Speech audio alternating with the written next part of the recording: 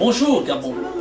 Un jour, le révérend Martin Luther King a dit: on ne se rappellera pas des mots de nos ennemis, on se rappellera toujours du silence de nos amis.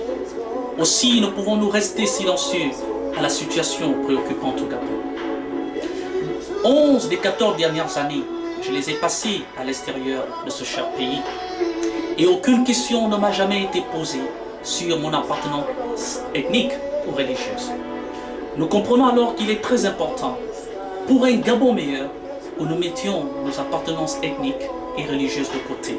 Et nous pouvons enfin construire ce que tout le monde appelle le Dubaï de l'Afrique centrale. En rencontrant un Australien il n'y a pas longtemps, il me disait: ce qu'on apprend de l'histoire, c'est qu'on n'a rien appris de l'histoire. L'histoire se répète, le versement de sang se répète, les guerres se répètent.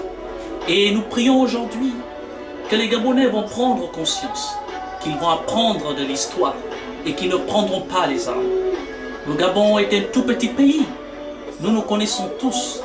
Tuer un Gabonais, c'est tuer son cousin. Tuer une Gabonaise, c'est tuer sa belle-sœur.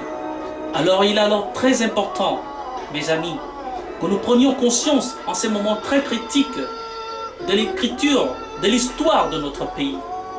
Que nous ne fassions pas fausse route.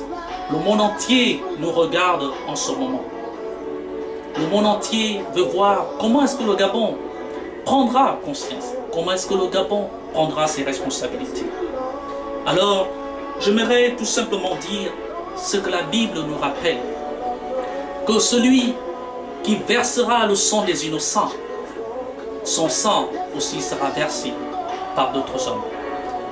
Alors, frères et sœurs, c'est un message d'encouragement, une fois de plus, pour nous dire que nous pouvons vivre dans un Gabon meilleur.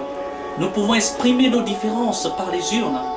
Mais le plus important de tous, nous devrions vivre en paix selon la volonté de notre Dieu. Dieu aime le Gabon, que Dieu bénisse le Gabon.